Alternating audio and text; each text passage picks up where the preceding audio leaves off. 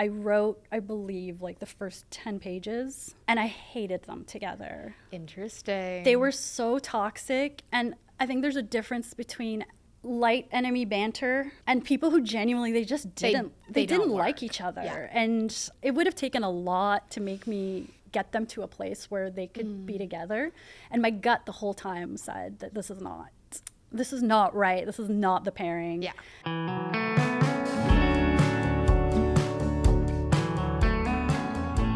Hi everybody, welcome back to Off the Shelf. Today's guest started my entire obsession with hockey romances, and long before these books were on bookshelves and on TikTok, Elle Kennedy was introducing everyone to the world of Briar, Garrett, and a friend group we all wish we could be a part of. I first read the deal when there was the abs on the covers, and it has been incredible to see the different lives that these characters and these books have lived since then. Today we are diving into the full story of the Briar universe, from writing stories as a kid to self-publishing the deal to stepping onto the set of the off-campus adaptation. Elle Kennedy, welcome to Off the Shelf. Thank you for having me. Thank you for being here. Now, quick question before we get started. You're Canadian. You're from Toronto. Yes. Yet you cheer for the Boston Bruins. Is that because the Leafs are just such a lost cause, or do you have like a special soft spot for Boston? It's actually both. One, the Leafs they're like a factory of sadness. So it's hard to root for that.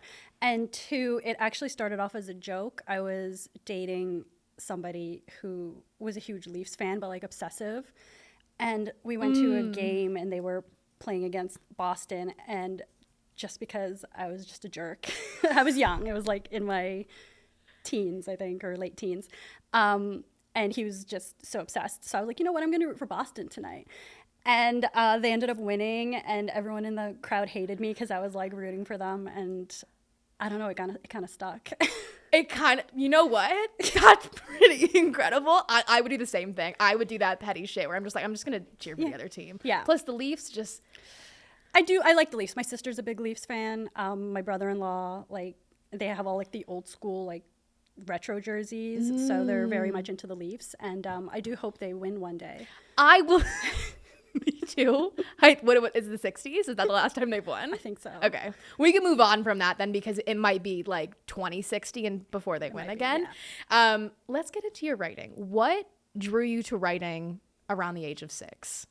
I don't know. I liked to tell stories, and that was my thing as a kid. I would just tell stories to my family and write them down. Like the moment I knew how to write and hold a pencil, I was writing things. And I told my parents, I'm going to be a writer. And then they just kind of patted me on the head and were like, I'm sure you will. And that never changed from that age. Was there a point where they stopped patting you on the head and they were like, oh shit, like she's going to be an author? I think so. I think once I started submitting work, I was submitting to agents and publishers when I was like in my early teens, so like 14 and 15, and getting lots of rejection letters, like tons of them. So I think at that point we kind of switched, where I was starting to get disheartened and they were like, oh no, this is going to happen. And I think I went in university, I did journalism. I wasn't good at it. So I started at Ryerson for journalism. Mm-hmm. I transferred to York and just did like English lit, which was much better for me. And I told my parents, I was like, okay, if I don't sell a book by the time I graduate or I'm done, I'm just going to go and get a real job and and not bother anymore. And then I think like a year later, I sold my first book. So, wow. Yeah. What real job were you maybe going to go after? Did you have any idea? No. I'm not that good at other things, so maybe something with animals, not the vet or vet tech, but I don't know, like just walk them. I don't know. I honestly didn't really have a plan. I was a tutor. I worked as a tutor while I was writing, so I used to teach kids how to write like English essays and short stories. So maybe something with that, but I didn't want to be a teacher, so I wouldn't have gone into that. I would not be good with kids. I have absolutely no patience to be a teacher. I'm good one-on-one with kids, but I don't think I could like wrangle like a whole group. Me either. And kids these days with technology, I'm out. I'm done. I'm not doing it. Now, I know there was a point in your life where you were the type of kid who was like bringing a book to the dinner table. Yes. Are you still the type of person who's bringing a book everywhere you go? I do bring a book everywhere I go, and like a physical book. I don't love I bring a Kindle because once I finish the book that I'm reading, if I need something else, then I'll have my backup. But I like prefer print books. Now, what did it feel like selling your first book? Like, who was the first person you called? What were you doing to celebrate? It's funny because I had 2 submissions out at the same time. This was to Harlequin. It was to the Toronto office, actually. I had 2 books out. One was a contemporary romance called Body Check, although at the time I think it was called something else. And the other one was a romantic suspense called Silent Watch. And again, I think it was called something else. So I was like, one of these has to sell. Like, because at that point I had been submitting to Harlequin for a while, and the way their process was you sent your kind of query letter with your outline, and then they would request to read the manuscript. And then they would read the manuscript, and then they would either want to buy it or be like, not for us. So up until then, I was getting not for us. So I had these 2 books out, and I was like, maximize the chances. One of them's going to sell. And I think I was at home. I still lived at home. And I don't remember if my dad might have been home. And then I got the call from the contemporary romance editor, and she was like, we want to buy your book. And I was like, oh my God. Like, I was like over the moon. My dad was like so happy. It was just like so exciting and like so great. And I'm like, okay, like great, we did it. And then like literally a few days later, the romantic suspense editor called and was like, we want to buy your book. And I was Wow. like, yeah. So, and then at that point I was like, well, which one do I do? Like, do I go into suspense or do I go into contemporary? So I just went into both. Do you have a preference on which you like to write? Because you did a lot of, I mean, some people might not know, like you have a lot of suspense books and romantic suspense. Yeah. I think the first book I read, I'm totally blanking on the cover right now, but it's a woman, it's like kind of teal on the front. Oh, Midnight Rescue. So those are currently out of print because I just, they're going to be repackaged and re-released. But yeah, that's Midnight Rescue. I love that book. I love that book. Absolutely, there was something, I saw that at the library. There was an era where I was like doing volunteer hours. And to get volunteer hours, I was reviewing books at the library. And I saw this one. And I think that was the very first book I read of yours. I must have been. Really? Yeah, I think so. That's like old OG. Yeah. I must have been like 12 or 13 reading it. And then I obviously found Off Campus and everything after that. Yeah, that was, I love that series. It was so much fun. And that was the best to write because I got to do so much cool research for that one. But what do I prefer, suspense or contemporary? Yeah. Probably suspense, just because, and I think you see that bleed into my contemporaries where I'll always either have some tragedy or like in Girl Abroad, like they're trying to solve this mystery even of like the painting in the story. So yeah, I think I can't help but put suspense elements. So then I guess if I had to choose, probably that. But I also really love writing banter and like just ridiculous conversations and situations. So it's a hard choice. I can't choose, but suspense probably. We'll come back to suspense because I know you're writing another suspense book that's coming out this year. How old were you when you sold that first book? 24-ish. How has your writing process changed from when you were 24 to now? It hasn't so much changed. I tend to write faster now. I used to have a lot more time between books, and I used to take a solid month off between books. But now, because I did it to myself. The way I set up my contracts, my deadlines have been really close together. Yeah. So I do tend to write faster. I'm dictating a lot more. I didn't used to dictate. Like you're speaking what? Yeah. Okay. So I was never a dictator. I didn't like the sound of my voice, and I don't like, there's a program that you have to use where you have to say the punctuation. And it was really hard to do. So I tried dictating a book once, and it was like, she walked through the door, period. Open quote, hi, how are you? Close quote, comma. I was like, I can't do this. It was too much. But what I found was now when I dictate, I just don't say the punctuation, and I have a transcription that they just kind of figure it out for me. Got it. It's still messy, and I have to clean it up a lot. But so I find that helps me move faster when I'm dictating, because I can do it while I'm doing other things. So you're dictating, writing books while you're doing other things? Yeah, like walking my dog or whatever. How? I'm absolutely. And then sometimes the dictation you'll hear like, Morgann, stop. Oh, not you, sorry. The dog.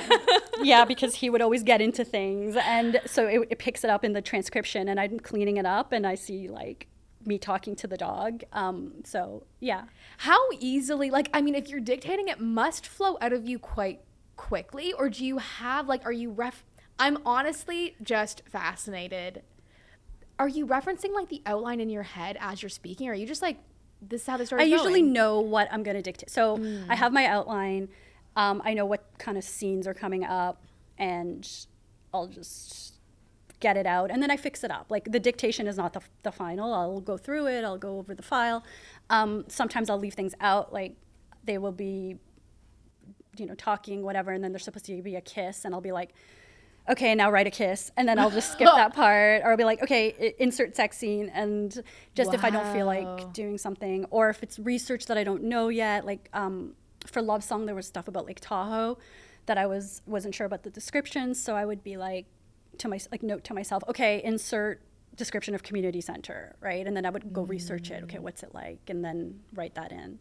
Wow. Yeah. Dictating books. Damn, I did not know that was a thing. It's new to me. I've been doing it okay. for the last couple of years now, and it is a lot faster for me. Interesting. Now, is there a book or like a series that you look back on? I think you've written over 50 books right now. But is there a book or a series you look back on where you're like, I'm really proud to have written that? I mean, I think all of them. Just writing any book, it's an incredible accomplishment. Yeah, it takes a lot out of you. I think for writers, it takes a lot of courage to put something out there. So I'm even just proud of that I will publish something knowing that, a lot of people are going to love it and a lot of people are going to hate it, right? So I think it takes a certain kind of like thick skin and courage to get it out there. So I'm proud of everything I write. Like, there's some books, obviously, that I'm like, maybe this could have been better. Maybe I rushed the ending. It could have been something. Or I will, after it's published, I'll be like, oh, that would have actually been a good scene to do. Or I'll cut something and then regret it. But that's not usually the case. It's very rare. Usually I'll put something out and I'm proud of it, regardless of the reception. Okay, we're going to dive into Off Campus, okay, starting with The Deal. How did writing The Deal go from a fun side project to an actually published novel? I mean, it was self-published, so the process of publishing it was pretty fast compared to like my previous publishing schedule. I don't know. My friend who was beta reading it, because she, at the time, she said, do you have anything like that you're writing? Like, I'm bored, because she would read my books. She's like, do you have anything you're writing? I was like, not really. I have this one thing. It's just kind of for fun, and it's for me. I'm not sure what I'm going to do with it. Probably nothing. And then she read it. And she's like, well, you can't not do nothing with it. She's like, I love this book. So she talked me into self-publishing it, because at the time I was only traditionally published, and I was with Berkeley and Harlequin, and I didn't have any self-published titles. And it was kind of daunting because I didn't really want to. I like having, people, a team. I get it. Yeah. And I was like, how do you find an editor? How do you find a cover designer? How do you market this? So I didn't love the idea of taking it on. So I thought, do it with a book that kind of isn't really associated with my brand at the time. And, so if it fails spectacularly, it fails. And it did the opposite. And it did very, very well. So now, why didn't you go, like, was it because hockey romance colleges like wasn't part of your brand? That's why you didn't go the traditional route or go with one of your current publishers? Yeah, it was, I was writing romantic suspense. And I was writing, mercenaries and military heroes, like Navy SEAL types. So it was and it was a young, like, new adult was new at the time. It was a new genre. And there was only not a couple, that's not fair to say, probably a handful of people who were writing it, and most of it was self-published. Got it. Okay. I think there was probably one, and so it wasn't. Publishers didn't even really know what that was, so it was either young adult or adult. So you couldn't sell a new adult where they're having like sex and there's physical like scenes to the YA publishers. Yeah. And the adult publishers are like, well, this is YA. They're 19, you know, that's YA. And so I feel like my publisher probably would have taken a shot on it, but it just seemed like that genre was mostly centered on self-publishing. Got it. How did the deal start? Like, I know you were writing it for fun. Was it Garrett, Hannah, college, hockey, Briar, Boston? Like, what was, or were you just writing? I wanted to write something in college. Okay. So I wanted to do college age. I tend to write, like, I like writing, like, kind of, not bromances, but, like, I like the guy friendships. So that's why I would have, like, either, like, a SEAL team or a mercenary team or something where it's usually a group of people. So I thought I could do college, and I was like, what's in college? They could do sports, and then what sport? Well, I'm Canadian, we'll do hockey. So it kind of, like, went from there. So I think I would have started with Garrett. Yeah. I knew I wanted to do the captain of the hockey team. And I always ask myself when I'm writing a book, like, who would fit this character? Like, who is their match? And he's this cocky, like, guy that gets every girl. And I'm like, obviously, it's going to be the girl who wants nothing to do with him. And then Hannah comes from there. What were some of the other, like, early traits of Hannah that you knew you wanted her to have to, like, match with Garrett? Someone who challenges him, someone who's not impressed by him, doesn't care about hockey, someone who's obviously outspoken and isn't going to just cater to his ego and tell him how great he is. But I also wanted someone who's soft, and able to be vulnerable because he is unable to be when he starts the book. So, or when we start the book, he's unable to kind of talk about his past and his childhood and his dad. And I thought he needs someone who has already kind of dealt with her own issues, and then she can be there for him. So we have Garrett Graham. You knew you wanted to have a friend group around him, like a little bromance. Did you have the rest of the three boys planned out while writing the deal, or did that come after it was written? So I think I've said in another interview, I never write a book hoping for a series or planning a series. Oh. I tend to write one book, and I always tell myself that's the book. It's a standalone. Here we go. Here's a book. And then either I will fall in love with a side character, my editor will fall in love with a side character, beta reader, someone will be like, well, what about this person? And I'm like, oh my gosh, now I have to write a book.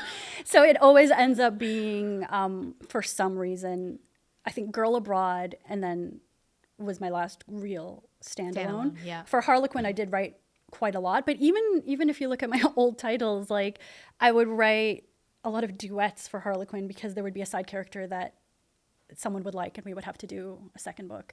So yeah, there was no plans for a whole series, and my editor was obsessed with Logan, like obsessed with him, and she wanted a Logan book. So I said, okay, I'll do a Logan book. So then I decided to make it a trilogy, and it was going to be 3 books. So yeah. And then when did Tucker come in? Well, Tucker, Because, correct me if I'm wrong, Tucker almost didn't make it. he almost didn't make it. This is a very sensitive issue for a lot of people. So it was going to be a trilogy, and Tucker was supposed to be the one that you fell in love with, and then you were going to grieve for. So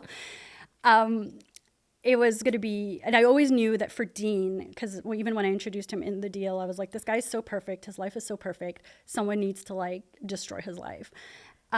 So once I decided it was going to be a series, I don't love doing duets. Like, I don't love doing 2. So I like a good trilogy. Yeah. So I said, okay, we'll do 3. It'll be Garrett, Logan, Dean. And we'll have this 4th guy that we love, and then we're going to lose him, and it's going to be horrible, and it's going to just shatter Dean's entire world. But I think he became too likable. So this is, again, my editor. The fandom should thank her for a lot of things, because she steered it in a way. She knew what people would want as well, and she loved Tucker, and he was just such a warm, secure, like, and he's such a good friend, and he was just like, we can't lose him. And I was like, well, I have this whole arc for Dean. So you got to lose someone. And we did. And I said, take your pick. Like, who would you like? Oh. So she was like, well, I think we can pick this one, because he did have a lot of, like, he did have scenes with Dean, with the person we lose. I don't know if we're talking spoilers or not. We will not say who Dean loses, but there is someone. Yeah. Yeah. So he was on the page enough that I felt like, yeah, I think the readers would feel it. I had no idea they would feel it that hard, though. But again, it could have been Tucker. So I think. So it was your editor who chose who died? Well, she didn't choose. She was like, we looked at who could, based on, because the book was basically, it wasn't written, but, you know, it was fully outlined. It was ready to go. So we had to kind of executive decide, like, what can we do here?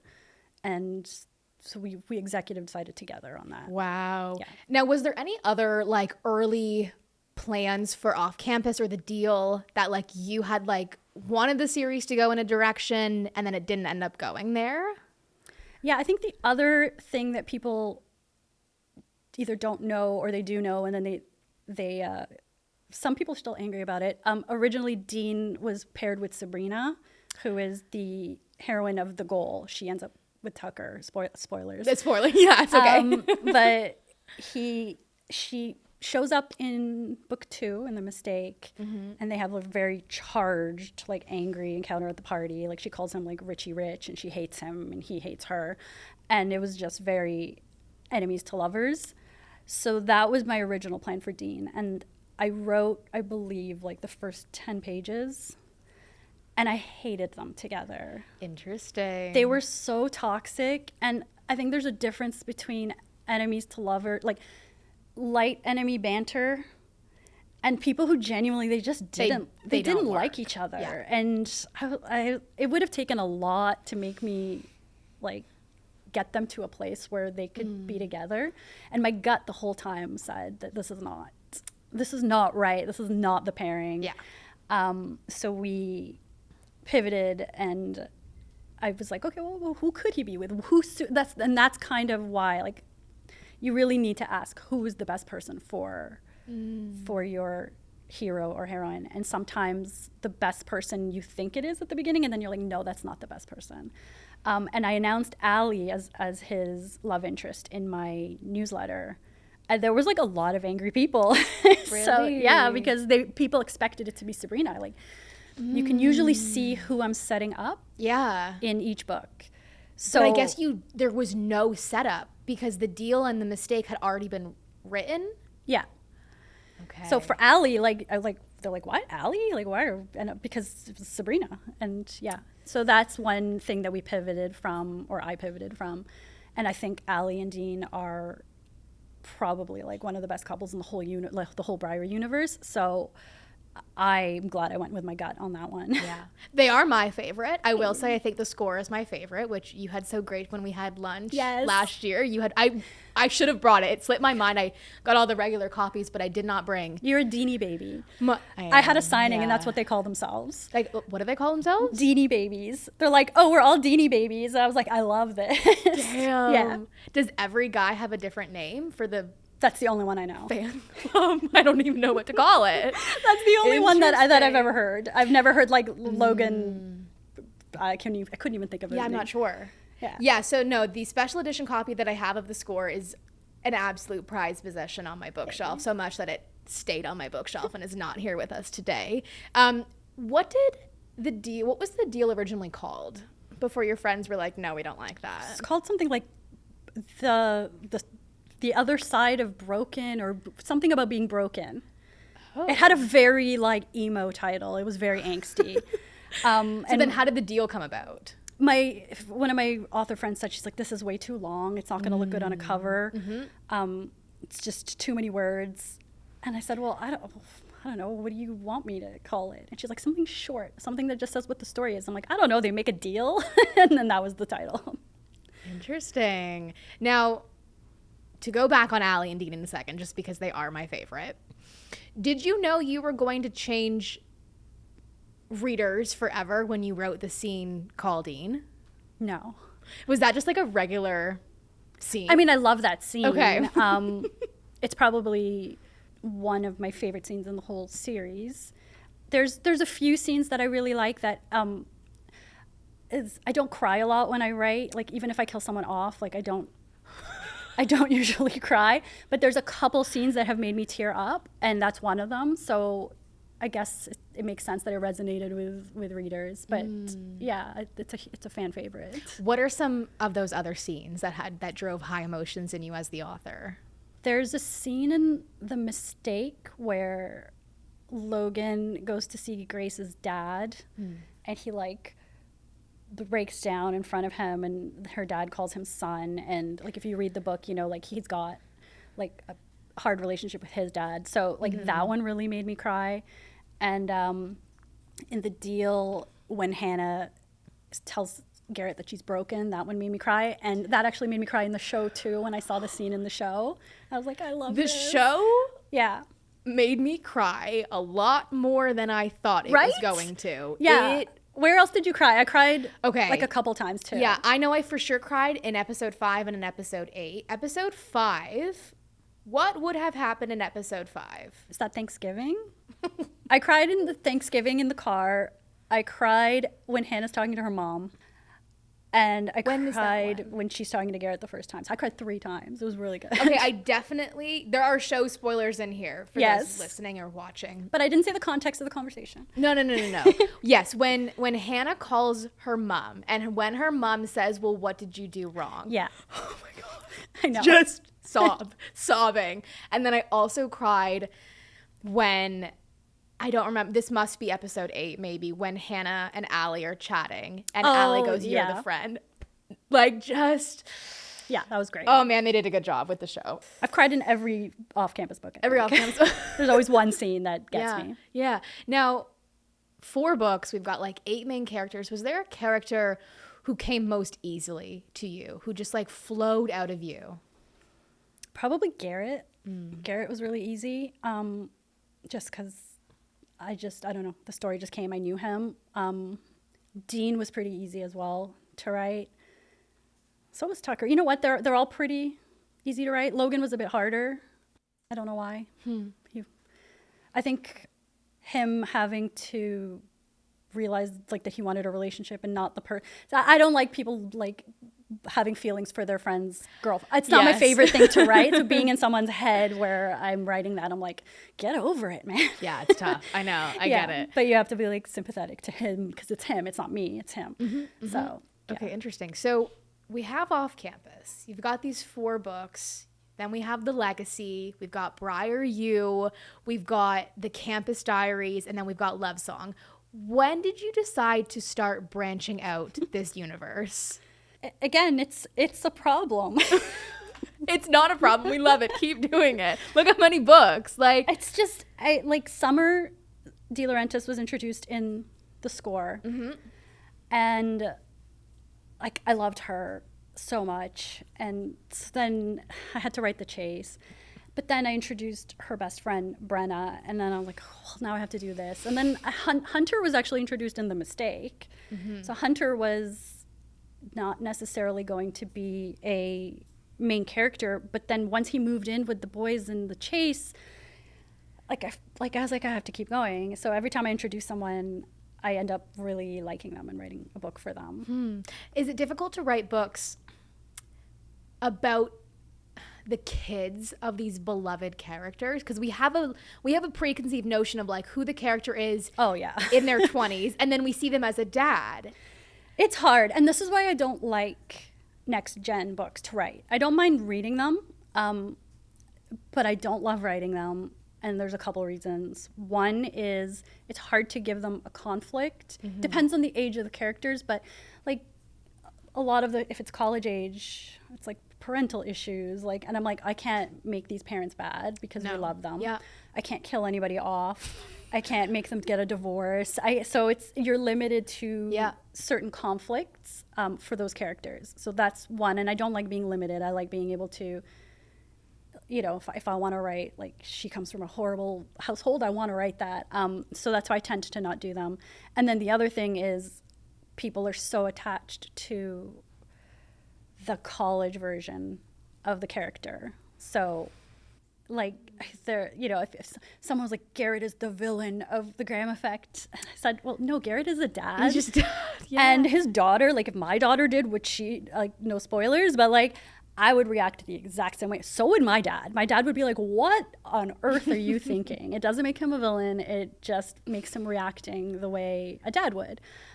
He's like in his 40s in this book. So that's the other trouble. So having to try to keep them lovable and not make the readership who fell in love with the OG college boy hate him as an adult. But I mean, I didn't even think that was something that you would hate. I thought it was actually kind of funny how he was just like so shocked. And so yeah, that's the trouble. I love the Graham Effect. It's one of my favorites that you've written.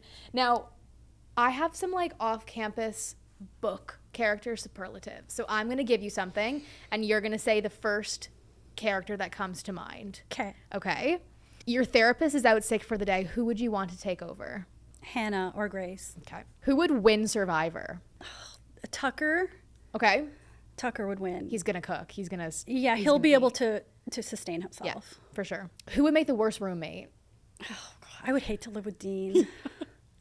Dean before Allie, probably. Dean before Allie, but even now, like if you read him, he's like the most ridiculous of the dads. Mm-hmm. He's so like obsessed with himself, and he's very melodramatic. Yeah. You know what? Allie might actually be. No, I would live with Allie. Dean. Yeah. Okay. You're stranded on an island. Who are you taking with you? In order to keep me alive, or as company? Both. Well, again, Tucker would keep me alive, but as company, I would probably want Hannah. Wait, are we going into Briar U or just off campus? We can go into Briar U. I would probably take Jake. Got it. Yep, Okay. Heard. If your car broke down at 2 a.m., who would actually come help? Logan. Okay. Oh, so true. Yeah, he would that's fix an my obvious car. one. He's going to fix it. Yeah. Who would be the most fun to go on vacation with? Garrett. And who do you think you are the most like? I'm a combination of all the girls, I would say. If I had to like pick one, maybe Grace. Okay. But I have a lot of, I think, each of their traits. Got it. Thank you for that. I want to chat about the adaptation a little bit. What can you share about what journey Off Campus has gone on in the adaptation space? Yeah, I mean, it took a long time from book to screen, just in the sense that I didn't realize how slow like Hollywood and all of those things work. And we also dealt with a writer's strike right after we got our showrunners, so like then everything halts, and so like it was optioned. Then it took a couple of years before Louisa could start even writing the pilot, and then from pilot it's like it goes through 1,000 rounds of notes, and it's like everyone has to give the notes from Amazon to the producers, to me, like everybody, and then once you have that, then you have to like get your green light. It was such a process, and it took like years, like 4 or 5 years at that point from that. Which I don't think some people notice. Like when we found out about Off Campus being adapted, like that was the green light. Yes. But like option before then, we don't know when. Yeah, we didn't announce the option because like my agent and my team and everyone, it's like, it almost gets people's hopes up because so many 100%. options don't pan out. It might just not make it through any of those steps that we just outlined. And so when it was optioned, like we just kept it quiet for years and years. And it wasn't until Amazon ordered it to series. So I think a lot of authors now are doing that. And we're seeing, I just saw Lucy Score got. I saw she got greenlit. She got greenlit, yes. right? So now I think you're seeing more greenlight announcements as opposed to this was optioned by XYZ. Yeah. Is it hard not to tell anyone when it gets optioned? I don't really talk to a lot of people. I mean, like my agent or whatever, they would know, but like, and also there's nothing to tell, right? Yeah, I guess so. Yeah, I know, because a lot of books live in the option graveyard. Yeah, where or like development graveyard where there is a pilot floating around and it just never gets picked up. But yeah, so there's nothing to tell. I can just be like, oh my God, I got optioned. And then they'd be like, congratulations, give me the details. And I would say there are none. So it's easy to keep quiet when you have nothing to say. Now, fast forward, optioned, greenlit, development, we're in production. How long did you get to go to set for? I think I went for three days. What kind of emotions are you going through stepping onto set for the first time? I mean, it's like the most surreal experience because like I created this world and I created these characters and now they're standing in front of me and like, you know, I'm hugging Tucker or Jalen or like, you know what I mean? It's wild. And seeing the sets, seeing the sign like Malone's and because you were there too, right? I did go to like, set when you were like on the off-campus house. It's just like you're like, this is so cool. Was there a favorite? Did you have a favorite room or set where you walked on and you were just like, wow? I loved the Malone set. I know they combined the diner and the sports bar. So in the book, it's 2 different locations. So for the show, they combined it because just logistics, and you don't want you know, you can't have like 1,000 locations and things cost money. So they made it into one thing. So it was kind of cool. I was like, oh my God, there's Della's stuff and there's like the stage at Malone's. So I loved that set. I thought it was fun. Yeah, the boys' house, I think walking in there, I was just like, wow. And they did all these little tiny Easter eggs and like, you know, Tucker's door had like Texas and Dean had like a sign that said Dean's office that they like stole from like the university like grounds. Like it was really these nice little touches that the set design people did. That was just, it was incredible to see. I loved it. And it's so, I will say it's so, I don't know if you felt this, but like going to set and then watching the show and knowing where things are and aren't is such a weird experience where like, I think I can say this, but like you're in the frat house and they like have the stairs, but there's nothing upstairs. There's nothing upstairs. Yeah. Their rooms are actually on another side of the stage set. Like it's just. Yeah. It was really cool. And there's like just a bathroom out of nowhere at the bar. And and it's just like, then you walk out and there's nothing else there. Like the bar is somewhere completely different. Yeah. And my biggest takeaway, not my biggest takeaway, first of all, let me backtrack on that one. One of my takeaways where I was like, I have never seen a dorm room as big as Hannah and Allie's. They had the was massive. that common room was like the size of like my living room. It was like huge. It's massive. But it was so, and even the details there from like, I'll put in some photos in the visual of this video, but like Hannah's bulletin board and like each of their desks, and it was just. And their bookshelves had Girl Abroad. I was going to ask you this. Yeah. Did you know they were going to add that little Easter egg in there? I think she sent me, one of the producers sent me a picture of it just because it's kind of my cameo. So other authors will do cameos, but I don't like cameras. So I wasn't going to be doing a cameo. You did. There was no consideration for it. You did not. I'm so painfully awkward. And I even just, if you tell me to walk across this, I'm going to ruin that somehow. No. Like, I'll like trip and fall and I won't do it properly. So that was my cameo. I don't know who I was talking about this with about, but there's a scene in Modern Family where Gloria and Phil are extras. Yes. And that would be me. That would be me. I couldn't. I would be loud. I mean, we're on camera right now, but I just pretend they're not there, truthfully. Oh, I'm trying very hard. And I know they're there, so. No, it's good. Now, from your time on set, like, do you have a favorite memory or moment or meeting a cast member that just, like, will stick with you for a while? So I got to see the karaoke scenes.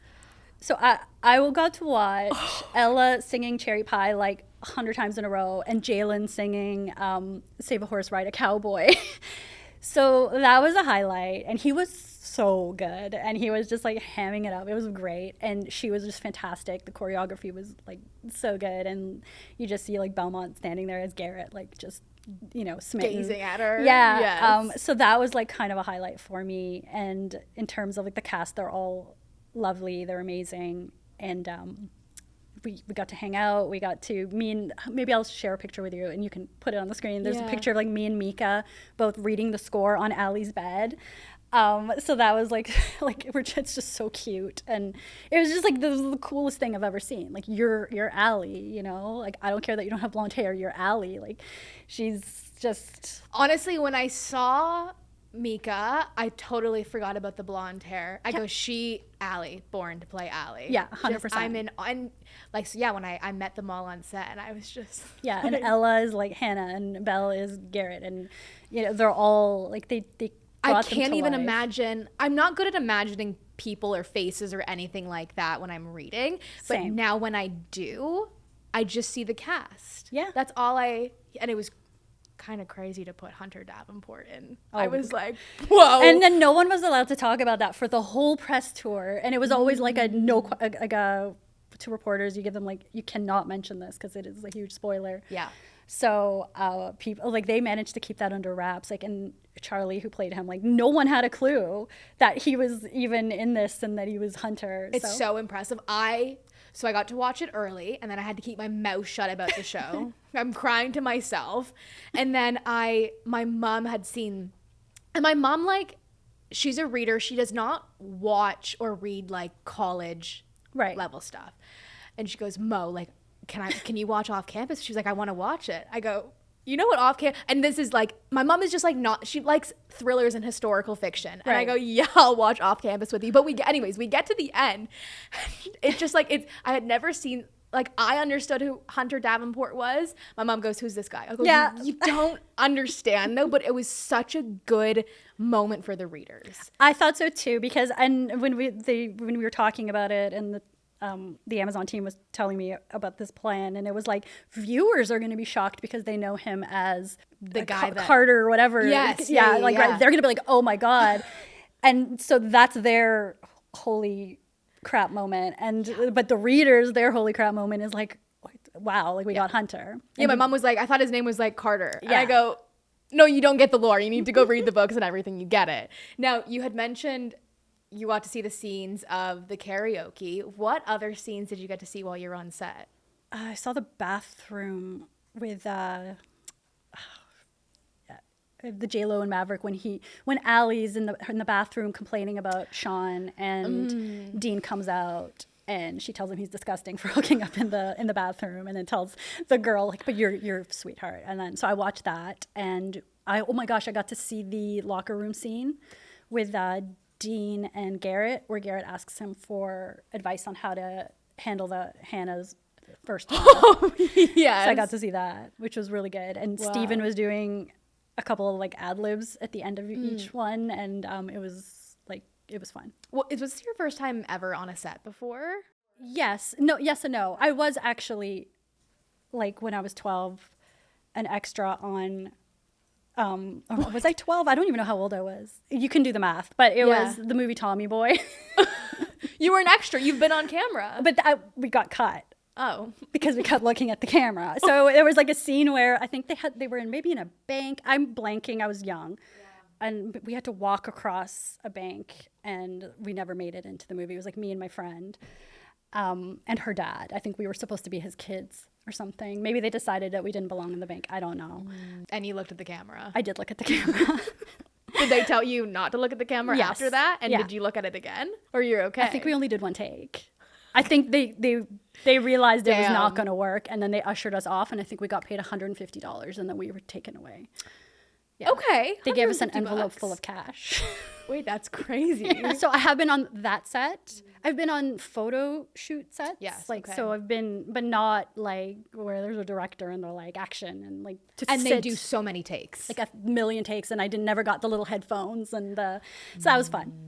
What kind of role did you play on set, or were you kind of just there to observe and see this world come to life? It was mostly the latter, but also, I mean, we spent a whole day having to do like social media content and stuff. So as you did, which is not my favorite, as you know. And so it was that, and it was really, it was just to meet the cast and to talk to them and to meet the writers and hang out and watch this world just come to life. It's so incredible what you have done. What are you most excited for about season 2 of the show? I can't say anything about season 2. Okay, I'm excited to see more Dean and Allie. Yes. I'm very excited to see Grace. They cast India Fowler, and she is, like, I'm so excited. She, like, exactly how I would picture Grace. Mm-hmm. And so I really want to see some of that. I saw her chemistry tests with Antonio, who plays Logan, and one of them is where she's like, because Grace is like she nervous babbles, like just randomly babbles. So there was that, and I was like, she's so cute. So I'm excited to see that dynamic play out. Hopefully we get to see, I'm not sure, I haven't read yet what the individual episodes are. Like, I know kind of the arc, but. Got it. Well, I'm excited. I will patiently be waiting for it. I know they're shooting right now, I believe. Yeah, I saw a couple of photos from set. I was like, wow. Okay, I've seen some stuff being leaked, which I gotta Leaked, say. that's what I meant. Oh, you are. I don't know who leaks these Who things. is leaking this stuff? Because I gotta be honest, I don't want to see it. I kind of don't either. I want to wait. I want to wait for the professional photos. I don't know. It's a matter of like also like privacy for the actors, where I'm just like, let them do their thing. Because they have a process. They probably need, they need to concentrate. They don't Yeah. need to see like from the corner of their eye, like someone like holding. That's the thing. They want to be in the process. And the other thing is too, it's like putting too much information in a trailer. I don't want to see the outfits. I don't want to know what agree. they're doing or wearing or anything. Yeah, I So, want to be surprised too. Yes, I want to take it all in again, just like I did for season 1, because I didn't see many leaks. I saw like UBC leaks a little bit in the early stages. Yeah, there were some people that were like, they're filming at my school today, but it was just, a Briar U sign. You didn't really see any like outfits and stuff. So Yep. But nonetheless, you nailed it. They nailed it. I'm absolutely obsessed with this show. Before I let you go, I got to ask about your upcoming releases. Okay. You have a YA thriller coming out. yes, Can you tell us what it's about? yes, I brought it for you. Okay, great. It is about a serial killer's daughter who left this small town when her dad, he murdered 6 women and then also killed her mom while she was hiding. And he turned himself in. He's in prison, and she leaves town. Her grandmother dies. She has to come back to this town 10 years later, and it happens to be the 10-year anniversary of the crimes. And her father's on death row, and it's like the eve of his execution is coming up. So she can't tell anyone who she is because this town has suffered like so much from her dad's crimes, and the bodies of his victims have never been found. So it's kind of this true crime mecca where all of these people want to be the ones who come and find the bodies, and people do the podcasters, and there's like the one nuisance true crime junkie that like is getting in everyone's, he goes to the high school. So it's like if her identity comes out, she's like screwed and everyone will hate her. So it's kind of like coming home. How do you deal with the crimes of like your parent, feeling guilty yourself, and like what happened to these women, where are they? It's kind of a murder mystery. It's a romance, obviously, because I can't not write romance, Right. And a little bit of like true crime involvement in there. God, what inspired you to go back to suspense and thrillers? I like palette cleansers, and I needed one. I've written quite a lot of, I think, like Campus Diaries was 1, 2, 3, and the love song, and it's just I needed to get out of the college light banter world, and I was like, I need something dark, and I want to write this. So, And why E. Kennedy as opposed to Elle Kennedy? just because it's young adult, and there are like more graphic scenes in my Elle Kennedy books, and I feel like you don't want a 13 or 14-year-old like kind of confusing the two brands. So I think just to differentiate that this is young adult, it is for a younger audience. There's not going to be as much spice. It is like I said, there's a romance, but I mean it's a straight thriller basically, right? So you're getting a taste of Elle Kennedy, but you're also getting kind of something new. Sold. I'm going to take it. I'm going to read it tonight in probably one sitting, like I do with most of your books. Before I let you go, you have another release coming out this year, Bad Idea. Is there anything you can reveal or tell us about this book? I think, what have we revealed so far? That I think just the title and who it is. So it's you can reiterate that. It's Dean's daughter, Ivy De Laurentiis, and it's the son of the characters in The Risk, Jake and Brenna, so AJ Conley, and they are at Briar U. So we're back at Briar U. So Love Song, we left college for a bit, which is why it was a standalone, and now we're back in the college setting. And they are both starting the book off at like kind of in a bad place. So he's dealing with a betrayal from a friend, and she went to college thinking that it was going to be this great experience, and it has not been. So she's dealing with like bullying and kind of became a target like in her freshman year. Now she's a sophomore. They're both a little bit scarred when they meet, and she's his ex best friend's sister. So it's a bad idea. It's a bad idea. So it's a bad idea. Yeah. Now, do you think this is this it for the Briar universe, or do you think you will continue to explore? I will probably explore. I mean, I never say never. Like bad ideas coming up, but I'm right now writing the next YA thriller. So then we'll see. Ooh, Yeah. okay. Okay, amazing. Thank you for coming on and chatting. Thank you for having me. Of course. And thank you all for listening to Off the Shelf, and we will see you next Thursday.